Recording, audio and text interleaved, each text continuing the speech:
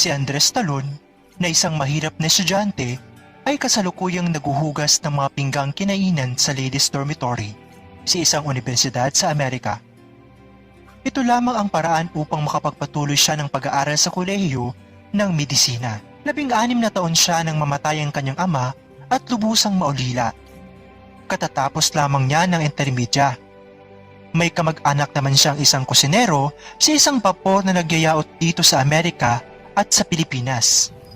Sumama siya. Makatapos ka na yata, hindi. Ngayon lamang ako nakakita na ganun kabilis magtrabaho. Lalo na kung napupuri, lalo akong bumibilis. Ano naman yata si Bill? Nasa sinihan, dala ang bata niya. Hindi na bali matatapos ko naman ito.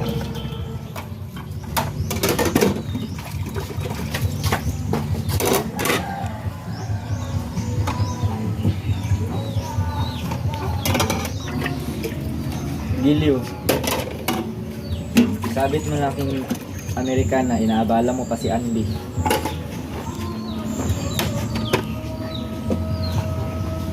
Naging dalubhas ang mga gawaing pangkusina. Sabihin mo nga, Andy.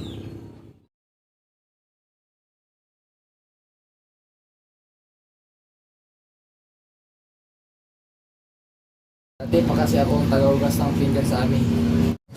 At madalas, itinataob ko na lamang ang mga pinggan na hindi hugas. Kakahawig pala ng kalokohan ng mga batang Amerikano at Pilipino. Sa San Francisco, bumaba si Andres at ang paghuhugas ng pinggan ang unang naging hanap buhay. Naging manggagawa sa iba't ibang bayan ng California. Namitas ng mansana sa Oregon at Washington. Dalanghita sa Florida. Lalo na raw siyang umitim sa taniman ng kamatis, litsugas, repolyo at iba pang gulay. Naging serbidor sa mga restaurant. Naging utusan. Naglingkod sa salmunan sa Alaska. Nagpatag ng bato sa daang tren sa Nevada. Sa wakas ay sinabi ni Andres, "Doon sa amin sa Pilipinas nangyari ito." "Paano?" Sabat ni Bill. "Magsasaka ang aking ama. May isang kaugalian sa amin." Patuloy ni Andres.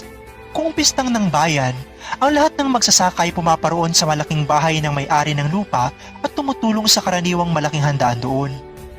Nagsisipag-saing, nagsisibak ng panggatong, nagpapatay ng manok, baboy, kambing, at baka. Sabihin pa ang lahat ng tumutulong doon ay kakain. At isang pista nga ay sinama ko ng aking ama upang tumulong sa may-ari ng lupang aming sinasaka. May 13 gulang ako noon. Nung nagkakainan na ang mga nanunulungan, ay dumating ang donyang asawa ng aming kasama at pinagmumurang mga nagsisikain. Hindi pa raw natatapos kumain ng mga panauwin sa itaas ay inuuna na raw namin ang aming bituka. Lubharo kaming mga timawa. Hindi ko agad naunawa ng aking narinig. Noon ko lamang lubos na naunawaan ang kahulugan ng salitang timawa. Sinabi sa akin ni ama na pagbutihin ko ang aking pag-aaral upang huwag kong sapitin ang kaapihang ganoon. Kung ako raw ay lalaking magsasaka at hindi akin ang sasakahing lupa, ay ganoon din daw ang aking kapalaran. Aalimurain ng mayaman. Ang isang timawa ay higit sa pangit kaysa gutom. Ang timawa raw ay kalintulad ng isang aso. Sagpang ng sagpang. Huwag daw akong mag-aksaya ng panahon. Gagawin niyang lahat ang kanyang makakayo upang ako ay matuto. Halos ang gabi ginagawa niyang araw, dugtong pa ni Andres. Ibig niyang makaipon. Ang adhika niya ay maging isang manggagamot ako. Nang ako ay nakatapos sa intermedia, ay gayon na lamang ang galak niya. Ngunit ang humalili sa kagalakang iyan ay malagim na kalungkutan. Si ama ay inabutan ng ulan sa tanghaling siya ay nagbubungkal ng lupa. Nagkasakit siya. Pulmonya. At namatay. Tapos na lahat. Ang konting naipon ni ama, huli na akong lubos ay wala pa ni isang sentimo. Subalit isinampu ako sa aking sarili sa harap ng bangkay ng aking ama na ako'y pilit na mag-aaral at ako ay magiging manggagamot.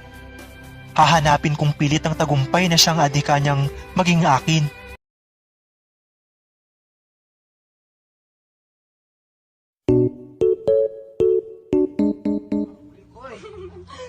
O, ini mo, grade or unsa man muli ka or wa kay grade? Okay, grade. Puta, sakit.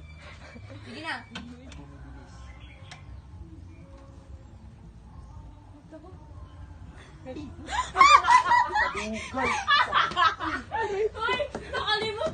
Ayaw yung sige sodra sa sabon kaya maubos na na.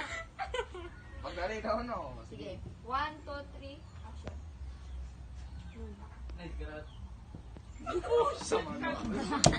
Wag yun ba? Kuya, yun o. Tanawin eh, makatawa ko sa inyong mga nawong. Ay, walang tao dito eh. Sige. 1, 2, 3, action. Makatapos ka na yata. Malas na ni. Kung pa ganita ka tunga. Sige na. 1, 2, 3. Sig! Uy, pag ganito Wapa ba? ka Sige, tarong sige. na. Gusto na ka muli. Sige na. 1, 2, 3, action.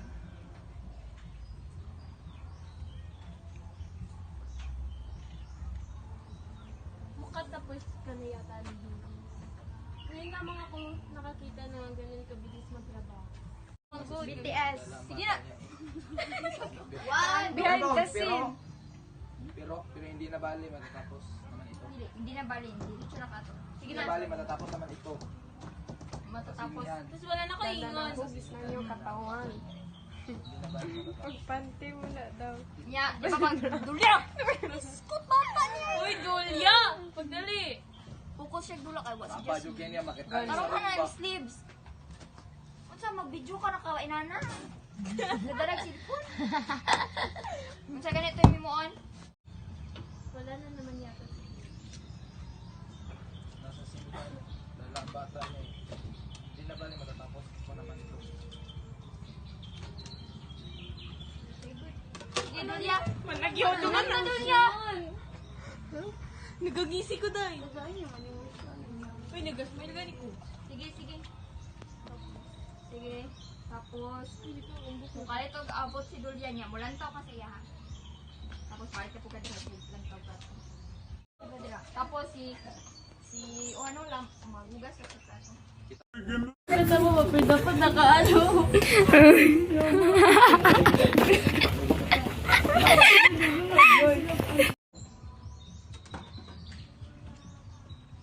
Ano sa kamusulon?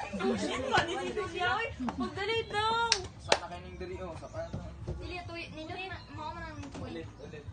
Sige na, 1, 2, 3. Pag ginalantaw ka natin kadagan nga diretsyo. Sige na. 1, 2, 3, action.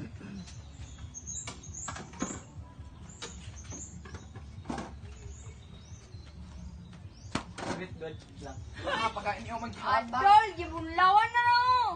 Sige, last. Ulit. Last. Pero magkang nabuwang dulya. Uy. Bagdagan ba? Di kay magdagan ka na pag-dinayot. Pag-dinayot, makagdagan mo. Kayo ba yun? Tapos pag abot dito, tanan ako. Tayo mo lang ako ba? Mali, ano ba? Sige. Sige, 1, 2, 3, action.